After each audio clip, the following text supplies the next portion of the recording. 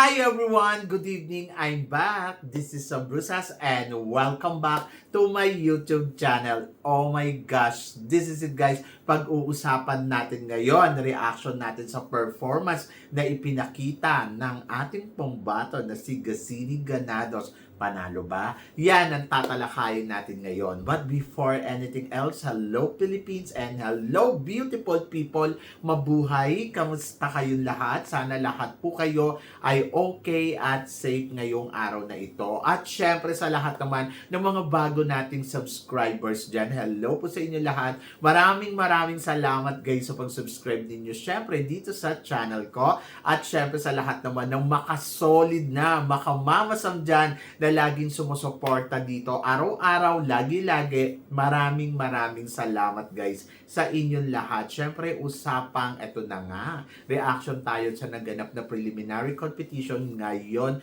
dito sa MGI All-Stars. So yan!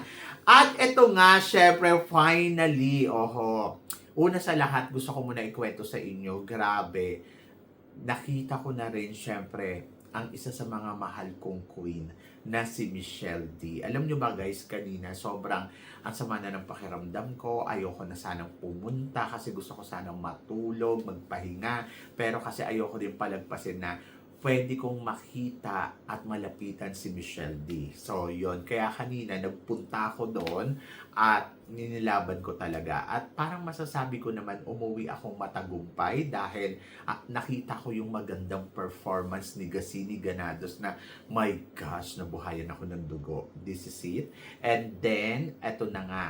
Saka, syempre, nayakap ko, nalapitan ko, si Michelle D. So, yun. So, sobrang overwhelmed. Gusto ko na ikwento sa inyo yung pakiramdam na nagpasalamat siya sa'yo, yung pakiramdam na na-recognize ka niya, yung pakiramdam na tinawag niya yung pangalan ko. Sobrang grabe. Para akong nanalo sa loto. Parang yung pagod ko kanina, biglang nawala yung sakit ng yung likod ko. Parang biglang okay. So, ngayon may energy pa ako, di ba? So, yon. Ayun, natutuwa ako kasi napaka-humble ni Michelle D. Sobrang ganda. Ang kinis ng balat at may ibubuga pa. So, yon. Kaya pang manalo ng Miss Grand. Siyempre, pangarap ko kay Michelle D na magkaroon siya ng talagang corona, di ba? Yung corona katulad ng nanay niya. Pero sabi ko nga, kung si Madam Melanie Marquez ay Miss International, baka si Michelle D ay maging Miss Grand International. Kasi very grand talaga siya. Consistent ako dyan. So, yan. I love Michelle D and thanks God, napakaswerte ko dahil binigay ni Lord yung pagkakataon na to. My gosh, thank you Lord. Napaka walang imposible talaga yung makikita mo yung mga gusto mong makita, gusto mong makausap kahit konting oras lang, and yung mga maririnig mo mula sa kanila, sobrang yung mga ginagawa ko nagbunga, di ba? So, it's a simple thank you. It's a big, na yun sa akin, recognition. So, yon. Para akong nakakuha na ng silver button dito sa YouTube channel. Sa totoo lang. Anyway, God bless kay Michelle D. And good luck, syempre, sa journey pa niya kung ano pa yung gusto niyang gawin. At naniniwala ako na ang isang Michelle D ay hindi pa tapos ang laban. Charot! So, yan. Abangan na lang natin, di ba? At eto na nga, pag-usapan na natin yung reaction natin dito sa MGI All-Stars. Ang masasabi ko, OMG. Yes! So, sobrang ganda ng opening kasi syempre, eto, tatlong reyna. Actually, favorite ko silang lahat eh. Pawin Sudadurin, isa yan sa mga favorite kong Thai beauty queen na talaga naman, siguro naman, nabida ko naman na sa inyo noon pa man na sabi ko, oh my gosh, I love Pasay. And then, of course, Emma Tiglao. Alam naman natin na anak-anakan natin yan na talagang si Emma talaga, Tapos, syempre, Michelle D. Di ba? So, yun. So, sobrang panalo talaga ako kanina sa pagpunta ko doon sa preliminary competition ng MGI All-Stars Swimsuit Round. And then, of course, ang galing. Ang ganda ng blending nilang tatlo. Sobrang panalo yung kanilang pag-uusap. At winner. Oho. So, mas gusto ko yung set neto more than kagabi. Kasi kagabi parang si CJ lang talaga yung, alam mo yon bumabatak ng todo-todo doon sa pananalita. Pero eto kasi talagang magagaling naman silang tatlo. Wala kang nakitang lamunan, wala kang nakitang nananapaw, kundi blend lang sila. At maganda yung performance na ipinakita nila na bilang host. So, yon. At sana makita pa natin sila hanggang finals, di ba? At eto na nga, sobrang saya din dahil syempre, sinimulan na ang swimsuit competition ng MGI All-Stars. And then, syempre, pag-usapan natin yung lighting, syempre, ganun pa din. Sabi ko nga, yung kanilang production, very number one.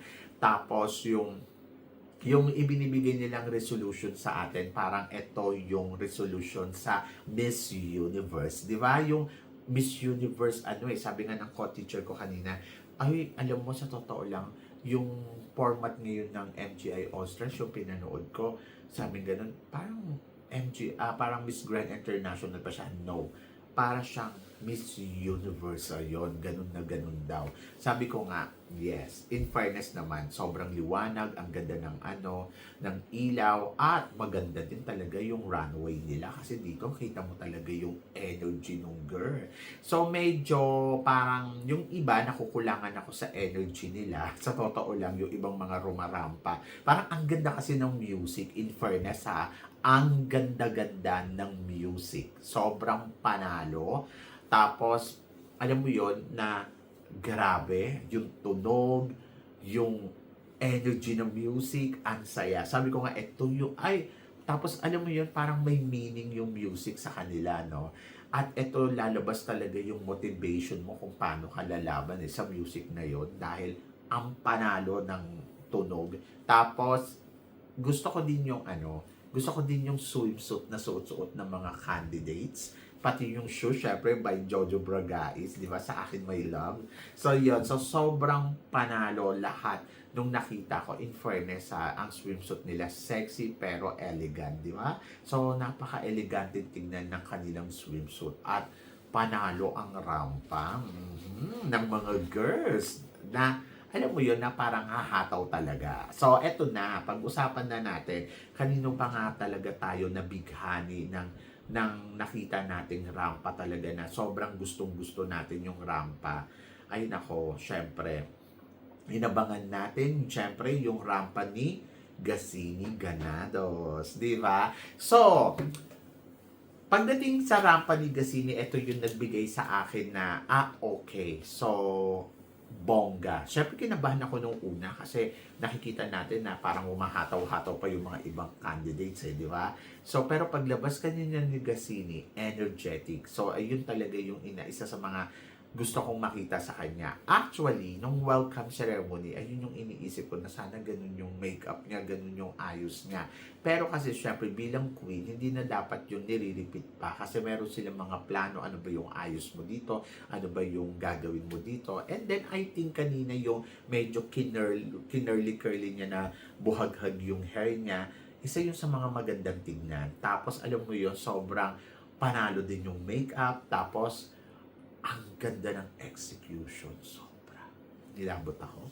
Sobrang, alam niyo sa totoo lang, ang plakado ng binigay niyang laban. Sobrang talagang masasabi natin, tinodo na ni Michelle D. Di ba? So, tinodo niya na. Nakita naman natin kung paano niya alihin yung hair niya magkabilaan. Ang ganda ng diskarte. Tinodo na ni Gasini Ganados at ang ganda ng diskarte ni Gasini kung paano siya nag-perform, kung paano niya ipinakita yung kanyang galaw. Sa totoo lang, ang perfect ng detalye talaga ng kanyang lakad mula sa paglabas niyang Diyos ko Lord, energy. Pagkatapos lakad, sabay, pak, pak, ewan ko. At yung mga tao dun sa talagang, gumaganon talaga. Yung, alam mo yung kada galaw niya, talagang, wow, napapaganon yung mga tao. Siyempre, hindi na natin nakita yung katulad ng ceremony na parang wow, wow, wow, wow. Pero ang nakita na natin dito, yung tinodo niya talaga yung performance niya. siguro nandoon sa mindset na ni Gassini na parang pag hindi nyo ako binigyan ng magandang score dito na itutodo ko, ewan ko na lang sa inyo. Di ba? So, yun. So, tinodo niya talaga. As in, nakita mo talaga na parang pinagplanuhan niya. Kumbaga, ito yung revenge niya kagabi after ng face, bare face, di ba? Challenge. Ito yung revenge niya eh. Kasi yung first, ang una, sabi ko, kumbaga parang sa evening gown, okay pa maganda pa yung score niya. Pero doon talaga sa bare face, talagang, wow, nilaglag siya doon ng bonggang-bongga. Parang, hindi ako makapaniwala talaga na, talaga ba? Pag walang makeup si Gassini, hindi kayo nagagandahan. Yung tipong ganon, unbelievable. Hindi ako makapaniwala. Dito talaga naramdaman ko ang mga judges na nakaupo dyan, pera gaba talagang hindi kayo naging fair para sa kanya. So, yun. So, or else, sabi nga ganon, alam ko may kanya-kanya naman tayong gusto eh. So, wala tayong magagawa sa gusto nila. Kumbaga, ayun yung gusto nila eh. Pero, parang feeling ko, hindi makatarungan yung ganon. But still, nire-respeto ko kung ano yung naging desisyon nila. So, ganon talaga ang laban. So, kailangan lang natin talaga itodo para, alam mo yun, mapabilib at yung tipong wala na silang magagawa kundi no, ikaw yan. O, di ba? So, yun. So, kanina, katulad ng ipinakitang performance ni Gassini, talagang binigyan siya ng mataas na score. In fairness naman, sa mga huradong nakaupo. Sabi ko nga siguro, kailangan makitaan siya ng magandang performance para maitodo din ng mga hurado yung kanyang score, di ba? At kanina, gumalaw siya ng bonggang-bongga, tinrabaho niya talaga ng todo-todo. Kaya nakita natin kung paano naman talaga nagbunga yung kanyang yung kanyang performance na napakaganda. At in fairness kay Gassini, kung ikukumpara ko yung galaw, eto kasi yung nag-top talaga na si Gana. Si Gana ang number 1, di ba? So, ang hirap din habulin ng performance niya. Sobrang para siyang bulati doon sa entablado na parang, alam mo yun, kung ang makakatapat niya, ang pwede nating ilaban sa ganung galawan, si Shang, si Supsup, di ba? Yung tipong parang umaalon-alon. Pero kung titignan mo naman, diskarte niya lang yun na parang mas magmukhang maganda yung kanyang swimsuit round. Ayun, mas magmukhang bongga. Kasi talagang parang siyang yung gumaganon-ganon habang naglalakad. Pero kung titignan mo yung detalye ng lakad ni Gassini, mas bongga yung detalye ng lakad ni Gassini. Walang aspeto si Gassini na kahit konti na makikitaan mo naging lazy or parang ay hindi magandang tingnan yung pag nakatagilid siya, walang ganon. As in maganda talaga yung detalyado ng kanyang lakad. Pero si Gana, may nakita pa ako na parang okay, may diskarte lang the way kung paano niya igagalaw talaga yung katawan niya. Pero yung pag nakatagilid na siya, may nakikita ako na parang hindi naman ganun kapalo yung speed niya. Saka hindi naman ganun kapalo talaga yung Kumbaga na-overwhelmed na lang kasi parang nagbigay na siya ng magandang simula. Kaya natapos niya ng maganda. But in fairness, it's her game. At natrabaho niya. Kumbaga, nagawa niya yung assignment niya. Kung hindi naman pinag-uusapan na parang, sino ba yung pinakamagandang detalyado sa Kung details ang pag-uusapan, bongga yung details ni Gassini. Pero kasi syempre, yung hurado na-impress talaga sa shape ng katawan ni Gana at syempre yung performance na rin kung paano niya hinataw yon. At I think job well done para kay Gana kasi nagawa niya yung homework niya, di ba? And then pagdating naman syempre dito kay sa pambato ng tawag dito si Colombia, si Vanessa. Actually si Vanessa maganda kasi yung katawan. Kaya tapos medyo ang lalaki pa nung hakbang. Pero ganun din, kayang talunin ni Gassini in terms of yung detalyadong galawan.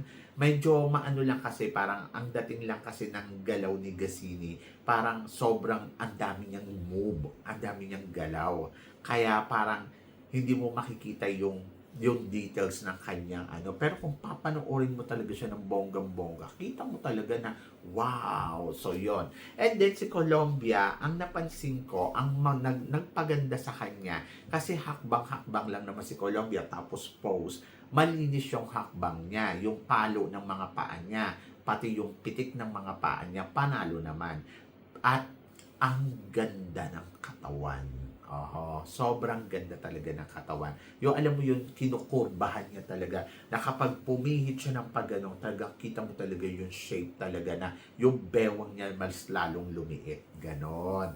But, kung performance ang pag-uusapan, I go for Gassini ha. Sa totoo lang. Kasi, nag-perform talaga si Gassini during swimsuit competition. Talagang ipinakita niya talaga na ginalaw niya, di ba? So talagang lumaban talaga. So masasabi natin na may ginawa si Gassini Ganado. So yon, ganong effort, ganon level. And then mataas naman yung ibinigay sa kanyang score. At in fairness naman, happy naman ako doon sa resulta na ipinakita na score kay Gassini Ganados. Kumbaga, number 3, not bad, di ba? So, yun. So, doon lang talaga ako nagreklamo sa bare face talaga na parang hindi ako makapaniwala na binigyan nyo lang ng 8. Ano kayo nagkamali?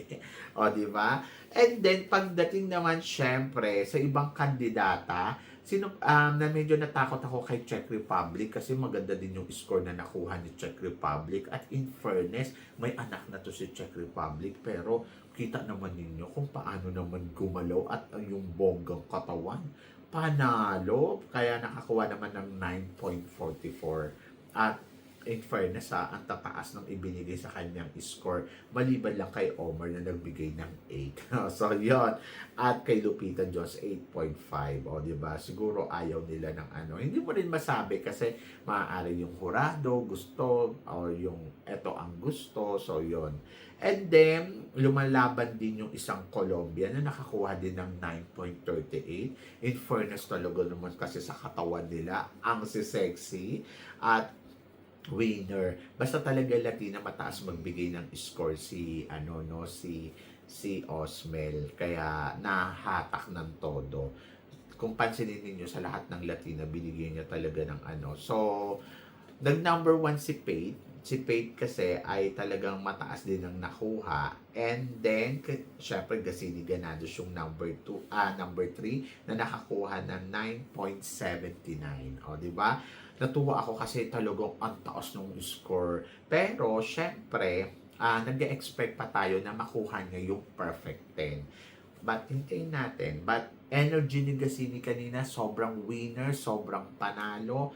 Kaya masasabi ko, good job, Gassini. So, talagang may binuga ka kanina sa laban. Kumbaga, dapat talaga seryosohin na rin kasi antindi din, di ba, ng labanan. And then, si Colombia, ayun. So, mataas pa rin yung nakukuha niyang score. Number 2 pa rin siya, pero natalo siya ni Ghana. Kung natalo siya ni Ghana, so, ibig sabihin, kaya din siyang talunin ni Gassini. Kaya lang, ang problema lang kasi, medyo nasa hulihan kasi sila Colombia, kaya malaki yung impact na nakukuha nila sa Jurado. Pero kung ayan ay nasa una-unahan, ay naku, wala na yan, ligwak yan. So yun, si naman, tawag dito, si Yamilex, medyo hindi na nakakausap si Yamilex kumbaga parang hirap din si Yamilex talagang kalabanin si Colombia, no? So, kala ko nga magta-top 3 si Yamilex, isa sa mga mapapasama, pero kampante kasi naman ako na mas maganda yung katawan talaga ni Gassini sa kanya. At parang pili ko, mas magaling pa rin talaga ang performance ni Gassini sa kanya. Kung performance ang pag-uusapan, parang pili ko naglalaban si tawag dito, ang naglalaban si Pate at saka si Gassini. Kaya lang, syempre, naiingatan din talaga yung score ni kaya yun, nakakaloka. And then, gusto ko rin yung kay Dominican, yung si Dominican, na nakakuha ng 9.62 na score. Ang taas din ng score na nakuha ni Daniela, di ba? So, yon, sa Dominican Republic na si Daniela, talagang lumaban din talaga ng bonggang-bongga. Pero eto, nagustuhan ko kasi syempre yung rumampa naman si, ano tawag dito, yung binigyan nila ng one score lang yesterday na si Mini, no, si Mimi o si Mini ng Myanmar ba o Laos, o yon. Natatawa ako kasi kahapon binigyan ng one. Pero ngayon, habang rumarampa siya, ayun, so parang niremind niya na yung mga judges na no one. Okay? So, parang wala daw dapat one. Okay, so yun. So binigyan siya ng more. So in fairness naman, natuwa ako doon sa eksena niya. At tama naman na dapat ganun yung eksena niya. No? So yun. Kaya happy ako. Happy ako kasi ang ganda ng mga naging resulta ng laban ng mga candidates. And then, syempre si Vietnam, lumaban pa rin ng todo-todo at may ibinibigay pa rin na magandang performance pero hindi na ganun katap. Kumbaga para sa akin, sa Asia, ang matinding lumalaban na lang talaga, si Gazini na lang talaga. Dahil yung iba ay, ano tawag dito, puro Latinas talaga yung malalakas. Yung mga Latinas, ang tataas din ang score na binibigay sa kanila, no? Umaabot din talaga sila ng todo-todo para tumaas yung score nila. Anyway, ang masasabi ko, ito gusto ko din to si Samantha. Si Samantha ng Ecuador, sobrang panalo din yung galawan ni Samantha. Ang sexy. Gusto ko yung energy niya, ang liksi, kumilos. At syempre, hindi rin naman nagpatalo si Argentina na kaseksihan din, no? Pero hindi ganun kabongga yung score niya. And then, hindi ko lang naiintindihan kung bakit si China ay naka-cover sa itaas. Kasi siguro wala siyang hinaharap. Kaya parang siguro tinakpan na lang, mabuting tinakpan na lang. Tapos, ayun, yung mga girls naman na China, yung mga ibang Asian beauty queen natin, ay, alam mo yon, tawag dito, ang bababa ng score na nakukuha talaga nila mula sa hurado eh. Pero yung mga Latinas, mas matataas yung nakukuha nila. So, ang score ni Yamilex ay umabot ng 9.48. Yung kay Yamilex Hernandez. At medyo, alam mo yon, agawan talaga sila ng spot. And then, medyo lumaban din si Myanmar, kaya lang hindi umabot ng 9 yung kanyang score. Maganda din naman sana talaga yung performance. So, ito naman, si tawag dito, si Thailand, okay? Si Tarina Botes. So, medyo mababa yung nakuha niya, 9.15. Oh. But in fairness, pagdating kay Gazini, talagang humatok talaga si Gazini. Pagdating sa Asia, si Gazini talaga yung matinding na lumaban kanina. And then, ayun, so follow by Thailand. So, kayang talunin ni Gazini si Thailand pagdating sa performance kung magkakaroon talaga ng bonggang-bonggang performance si Gazini sa finals, no? And then, malay ninyo, manalo tayo, di ba? So, hindi pa tapos yung laban. At sana bumoto kayo para sa mga pambato natin. Especially Gazini Ganados. Kasi si Gazini, nakikita naman natin na lumalaban. So, ibigay na natin sa kanya yung support ng bonggang-bongga, di ba? Para makarating siya sa dulo ng laban na to at manalo, di ba? So, yun. So, supportahan natin. Kanina binusi tawag dito si Orman. Kasi parang, alam mo yun, kanina, ang lakas ng boses, may nagmumura sa kanya ng bonggang-bongga, kaya nakakaloka. Anyway, so ganun talaga. Alam naman natin na maraming nagalit sa judging niya. Paano naman kasi binigyan naman niya kasi ang dami niyang binigyan ng 1, 2, 3, tas talaga doon talaga sa 1. Kumbaga parang sana consideration. Hindi naman porket halimbawa hindi mo nagustuhan, ipabaksak mo na siya ng todo-todo. Si Osmel nga, di ba, kulang na lang, bigas-tigasilin din ng buwan. So, yun. So, kumbaga, parang dapat hindi ganon. Dapat matuto tayo na, alam mo yun, i-appreciate pa din yung hirap ng mga candidates. Hindi kaya naging madali, di ba? So, yun. And then, syempre, looking forward na ako kung ano ang magaganap sa Coronation Night. And then, bukas, iti-chika ko din sa inyo yung mga iba pang detalyado tungkol sa laban ng mga girls natin dito sa MGI All-Stars. So, yon. Syempre, sobrang excited ako at sobrang panalo ng laban nila kanina. And then, naboard lang ako doon sa fashion show. Akala ko may score yung fashion show. Buti na lang wala. Kasi sa totoo lang, sobrang naboard ako doon na parang, okay, so naiintindihan ko kailangan nilang magkaroon ng fashion show. Pero, alam mo yun, na ang tagal, ang haba, parang nawala yung excitement ko na. Ganon! Anyway, so let's see. Ipagdasal natin syempre yung mga kandidata natin na sana patuloy pang lumaban ng todo-todo at mabigyan sila ng power ni God na alam mo yun, makausag ng todo-todo sa competition na to. Especially Gasini Ganados, di ba? So ipagdasal natin si Gasini at laban niya. And then, ayun guys, maraming salamat po sa love and support na binibigay ninyo syempre dito sa channel ko. And then, kayo guys, ano guys ang reaction ninyo? I-comment below ninyo yan para at least malaman ko naman kung ano naman ang chika mo dito sa mga pinag-uusapan natin. And then, of course, maraming salamat po sa lahat ng mga sumusuporta dito sa channel ko at sa mga hindi pa nakaka-follow at nakaka-subscribe, please don't forget to click like and subscribe my channel at i-click nyo na rin po ang notification bell to more updated syempre sa aking mga chika. Sabi ng ganon, always keep smiling and laban lang. So guys, hanggang dito na lang, hanggang sa muli nating chikahan. See you tomorrow. Thank you guys.